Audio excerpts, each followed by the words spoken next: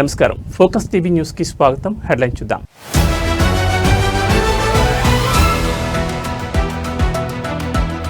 దక్షిణాదిపై దావూద్ కన్ను, డ్రగ్స్ దందాకు ఎల్టీటీఈతో పొత్తు.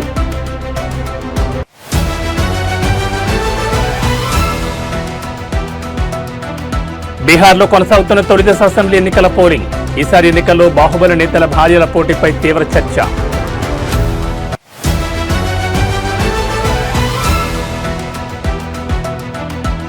విజయ డైరీ మాజీ చైర్మన్ మండవి జానకిరామయ్య కన్నమూత. స్వగ్రామం మవ్వలో నేడు అంత్యక్రియలు.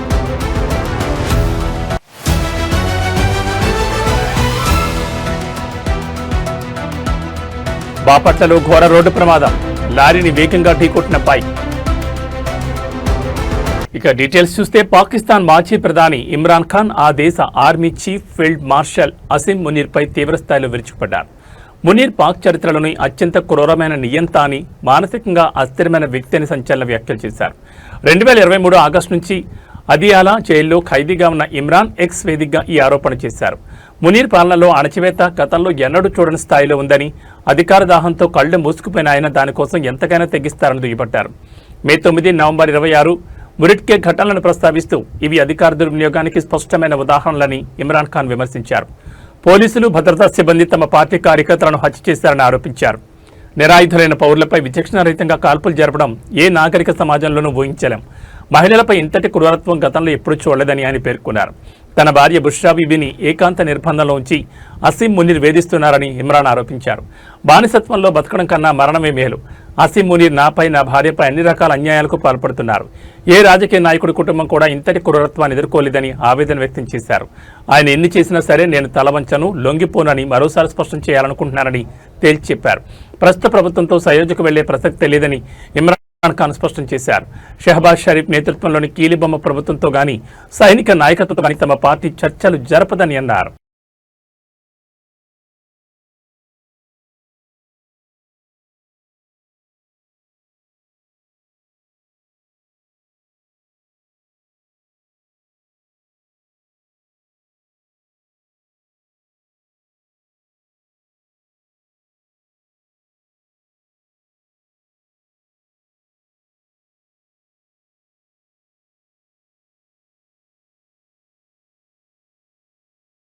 బీహార్ అసెంబ్లీ ఎన్నికల తొలి విడత పోలింగ్ ఈ ఉదయం ప్రారంభమైంది. ఇండియా కూటమి ముఖ్యమంత్రి అభ్యర్థి ఆర్జేడీ నేత తేజస్వి యాదవ్, కేంద్ర మంత్రి గిరిరాజ్ సింగ్ వంటి పలువురు సీనియర్ నాయకులు ఉదయాన్నే తమ ఓటు హక్కును వినియోగించుకున్నారు.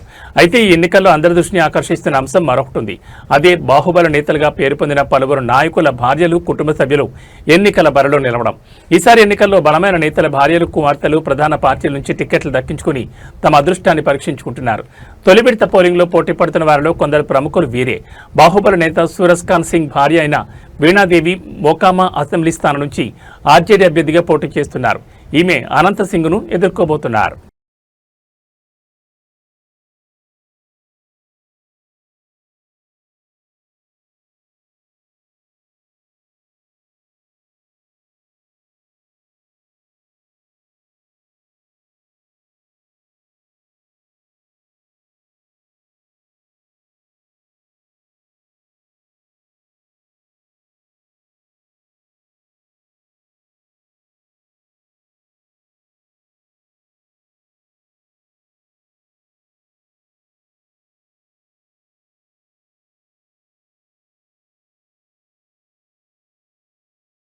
దేశంలో అండర్ వరల్డ్ కార్యకలాపాలకు కేంద్ర బిందువుగా ఉన్న దావూద్ ఇబ్రహీం సిండికేట్ ఇప్పుడు తన డ్రగ్స్ వ్యాపారాన్ని దక్షిణ భారతదేశానికి విస్తరించేందుకు భారీ ప్రణాళిక రచిస్తోంది. ఉత్తరాది రాష్ట్రాలైన మహారాష్ట్ర, గుజరాత్లలో కార్యకలాపాలు దెబ్బతినడంతో దక్షిణాది మార్కెట్పై కన్నేసింది. ఇందుకోసం ఒకప్పటి శ్రీలంక మిలిటెంట్ సంస్థ లిబరేషన్ టైగర్స్ ఆఫ్ తమిళ్ ఈలం నెట్వర్క్ను వాడుకునేందుకు ప్రయత్నిస్తోందని భారత నిఘా వర్గాలు గుర్తించాయి. ఈ రెండు ప్రమాదకర శక్తులు చేతులు కలపడం దేశ భద్రతకు పెను సవాల్గా మారనుందని అధికారులు ఆందోళన వ్యక్తం చేస్తున్నారు. నిఘా వర్గాలు సేకరించిన సమాచారం ప్రకారం డి గ్యాంగ్ సభ్యులు శ్రీలంక, భారత్లోని మాజీ ఎల్టీటీఈ కార్యకర్తలు సానుభూతి పరులతో సంప్రదింపులు జరుపుతున్నారు. డ్రగ్స్ రవాణాకు అనువైన మార్గాలను గుర్తించి వ్యాపారాన్ని నడిపించేందుకు వారి సహాయం కోరుతున్నారు. శ్రీలంక సైన్యం చేతిలో దారుణంగా దెబ్బతిని నిధుల కొరతతో బలహీనపడిన ఎల్టీటీఈకి ఇది ఒక అవకాశంగా కనిపిస్తోంది. డి గ్యాంగ్తో పొత్తు ద్వారా వచ్చే డబ్బుతో మళ్లీ పుంజుకోవాలని, కొత్తగా సభ్యులను చేర్చుకుని ఆయుధాలు సమకూర్చుకోవాలని ఎల్టీటీఈ భావిస్తున్నట్లు జాతీయ దర్యాప్తు సంస్థ సైతం తన దర్యాప్తులో గుర్తించింది. ఈ కలయిక ఇరు వర్గాలకు ప్రయోజనకరంగా ఉంది. డి గ్యాంగ్కు డబ్బు, వనరులు ఉన్నాయి, కానీ దక్షిణాదిలోని భూ సముద్ర మార్గాలపై వారికి పట్టులేదు. మరోవైపు ఎల్టీటీఈకి ఈ ప్రాంతంపై పూర్తి అవగాహన ఉంది. వారి నెట్వర్క్, అనుభవం డి గ్యాంగ్కు డ్రగ్స్ రవాణాలో కీలకం కానున్నాయి. గతంలో పాక్ జలసంధి మీదుగా జరిగే డ్రగ్స్ దందా మొత్తం ఎల్టీటీఈ నియంత్రణలోనే ఉండేది. 1980ల నుంచే ఈ వ్యాపారంలో ఉన్న ఎల్టీటీఈ శ్రీలంకను అంతర్జాతీయ డ్రగ్స్ రవాణాకు కేంద్రంగా మార్చింది.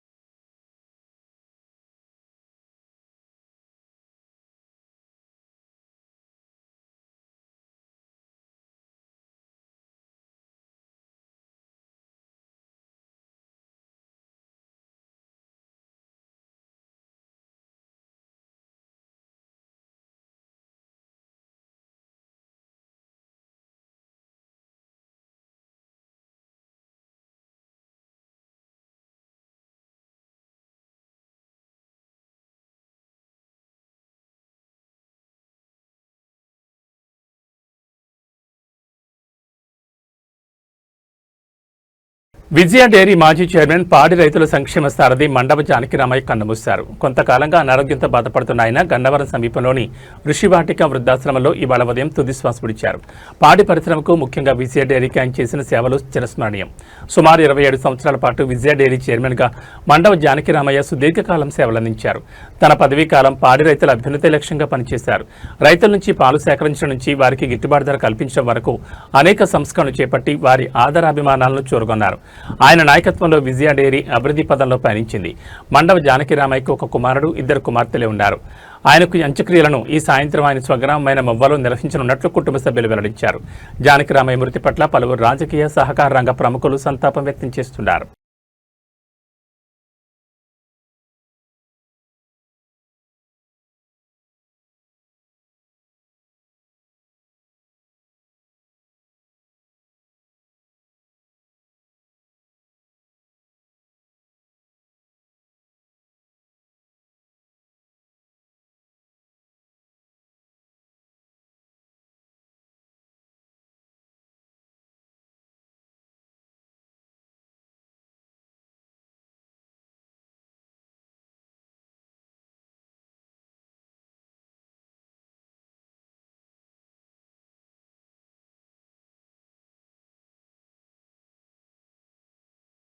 ఏపీలోని బాపట్ల పట్టణంలో ఇవాళ తెల్లవారుజామున ఘోర రోడ్డు ప్రమాదం చోటు చేసుకుంది. పట్టణంలోని క్లాక్ టవర్ కూడలి వద్ద అతివేగంగా దూసుకొచ్చిన ఓ బైక్ లారీని ఢీకొట్టడంతో 2 యువకులు అక్కడికక్కడే ప్రాణాలు కోల్పోయారు.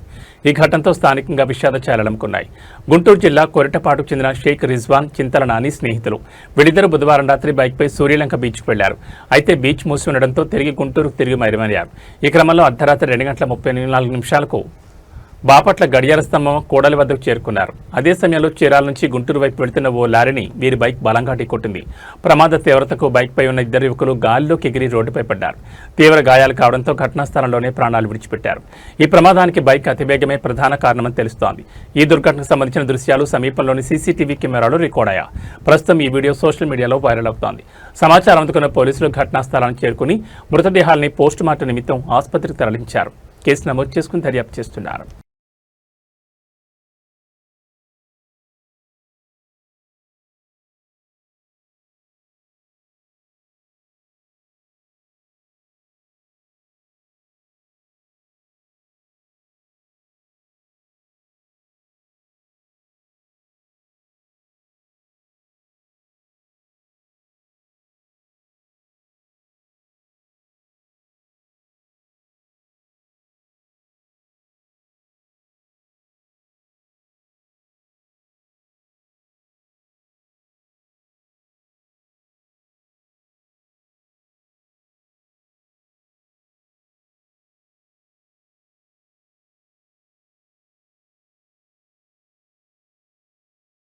తిరుపతి జిల్లా కేవీపీపురం మండలం పాతపాలెంలోని రాయల్ చెరువుకు భారీ గండి పడ్డంతో స్థానికంగా అత్యవసర పరిస్థితి నెలకొంది.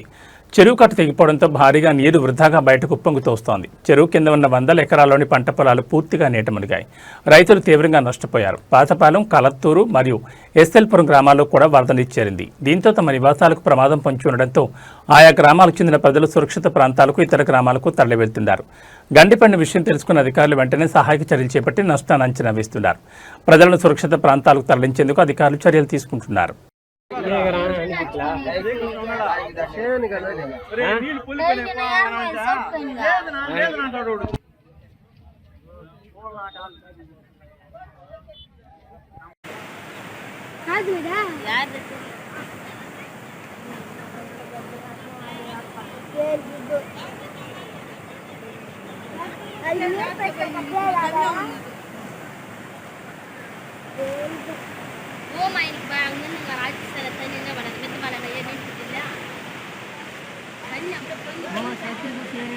ನಿಕ್ಕರ ಗಮ್ಮನಿರ್ ನಾನನ್ನ ಸರಿರಾ ಚಲಗೋ ಅಂಗರ್ ಕೊಂಬ ಬರಂಗದು ಹೆಂಗಡ ಇದು ಅಂಗರ್ ಕೊಂಬ ಹಿಂಗೊಂದ್ರಿಸಿ ಬಾರು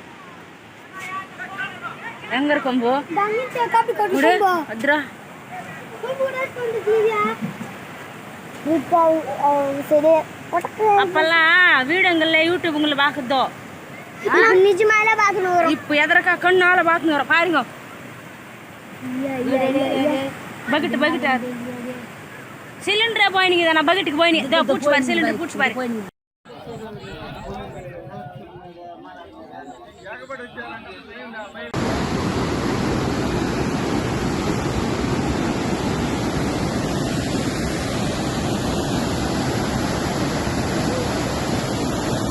हां బయలులే దో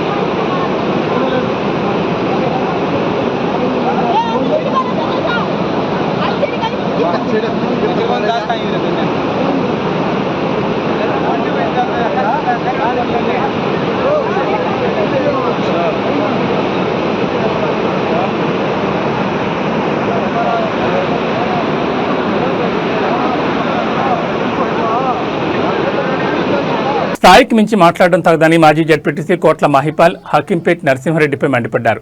హకీంపేటలో జరిగిన కాంగ్రెస్ పార్టీ సమావేశంలో మాజీ మంత్రి కేటీఆర్ మరియు మాజీ ఎమ్మెల్యే పట్నం నరేంద్రరెడ్డిని ఉద్దేశించి గ్రామానికి చెందిన నరసింహారెడ్డి చేసిన వ్యాఖ్యలపై ఆయన స్పందించారు. గ్రామ ప్రజలకు ఎప్పుడూ అందుబాటులో ఉండక కనీసం వార్డు సభ్యులుగా గెలవని వ్యక్తి స్థాయికి మించి అనుచిత వ్యాఖ్యలు చేయడం సబబు కాదని ఆయన హితో పలికారు. 2018లో మాజీ మంత్రి కేటీఆర్ కొడంగల్ను దత్తత తీసుకోవడం వల్లే మాజీ ఎమ్మెల్యే పట్నం ఆధ్వర్యంలో కొడంగల్ అభివృద్ధి చెందిందని ఆయన గుర్తు చేశారు.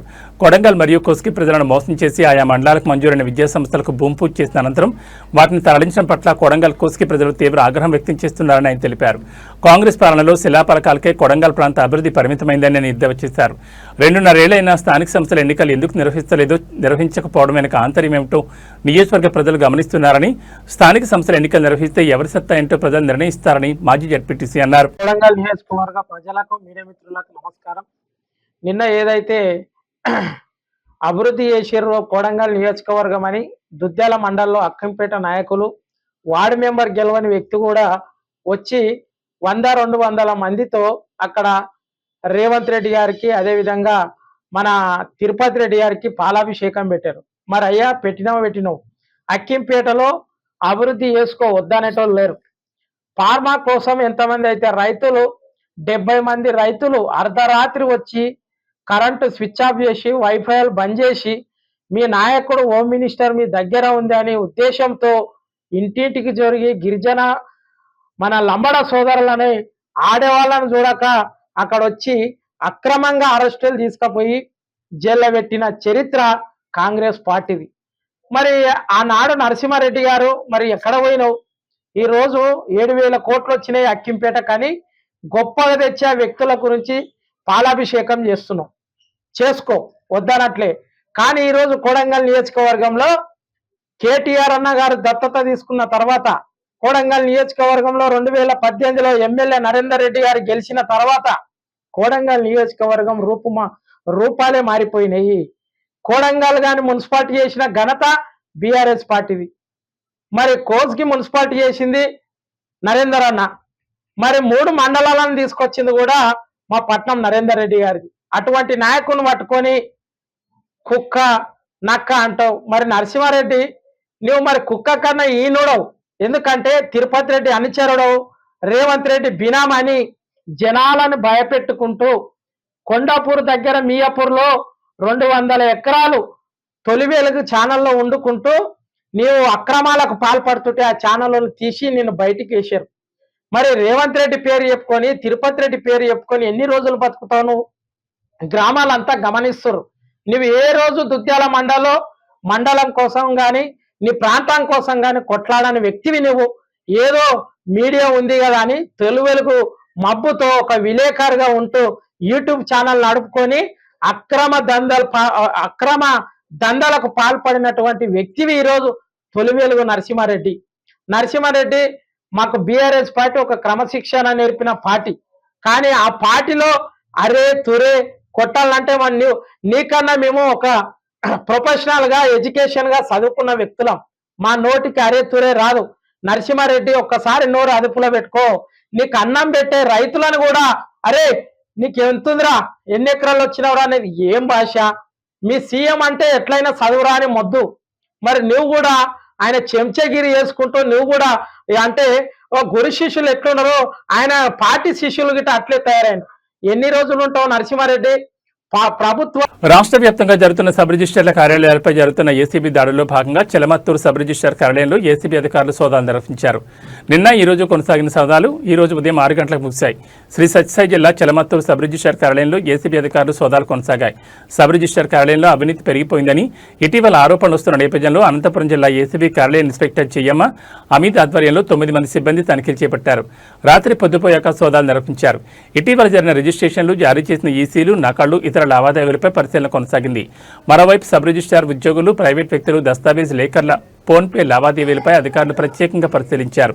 సబ్ రిజిస్టర్ కార్యాలయంలో అనధికారికంగా పనిచేసే సోమశేఖర్ అనే ప్రైవేట్ వ్యక్తికి డాక్యుమెంటరీ నుంచి ఫోన్పేలో లక్షల రూపాయల లావాదేవీలు జరగడంతో రాత్రి క్షుణ్ణంగా విచారణ చేపట్టారు ఏసీబీ అధికారులు. అనధికారికంగా ఉన్న 4,060 రూపాయలను సీజ్ చేశారు. ఏసీబీ అధికారులు చెలమత్తూరు సబ్ రిజిస్టర్ వద్ద చెలమత్తూరు పనిచేసే కారు డ్రైవర్ సైతం ఫోన్పే ద్వారా నగదు మళ్లించినట్లు విచారణలో వెల్లడైంది. ఇలా లక్షల వరకు ఫోన్పే ద్వారా లావాదేవీలు జరగడంపై ఏసీబీ అధికారులు మరింత క్షుణ్ణంగా విచారణ చేస్తున్నట్టు తెలుస్తోంది.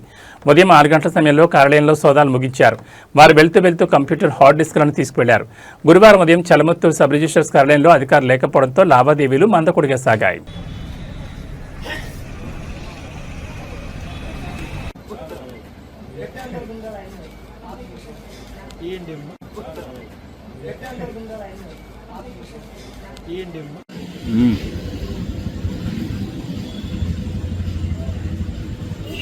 చూడు నా డబ్బులు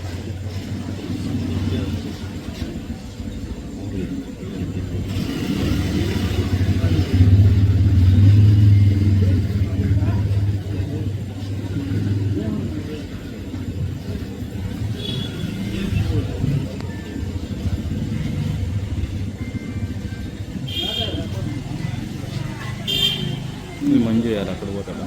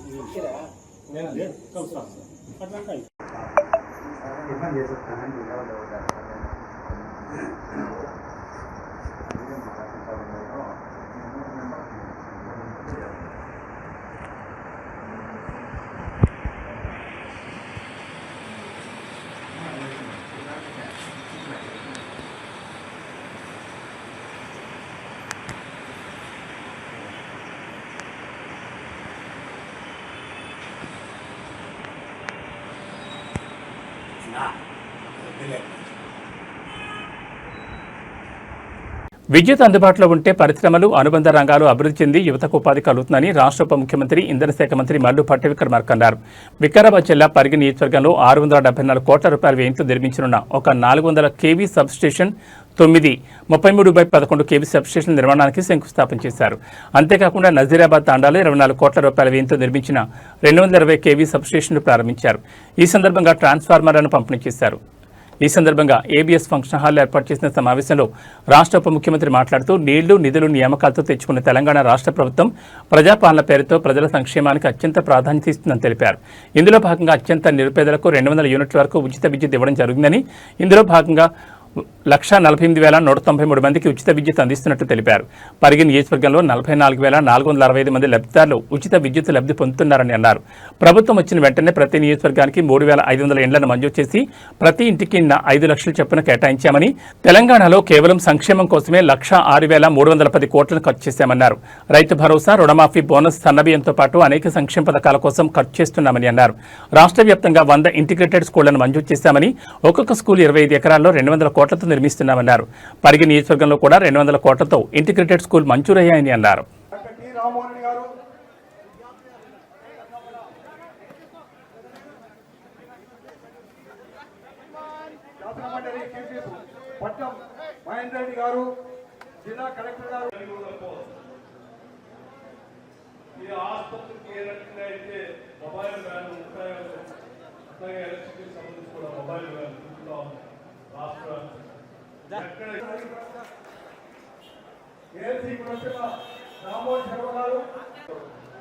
అట్లాగే అధికారులు కూడా ఒక ప్రత్యేకమైనటువంటి కార్యక్రమాన్ని అనౌన్స్ చేశాం.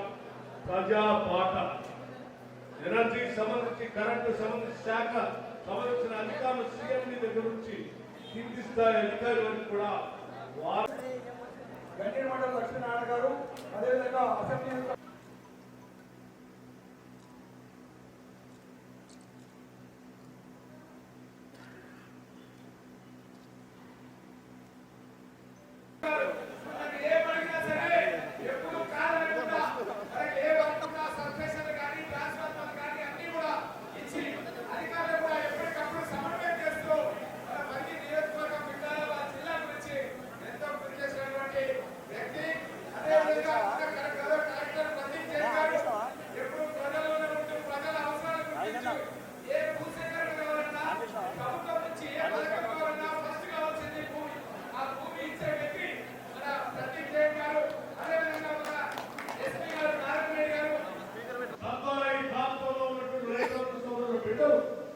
కూలీనాలు చేసుకునేటువంటి మలయాళ వర్గాలకు సంబంధించిన బిడ్డలు వారందరికీ ఉద్యోగ అవకాశాలు రావాలి.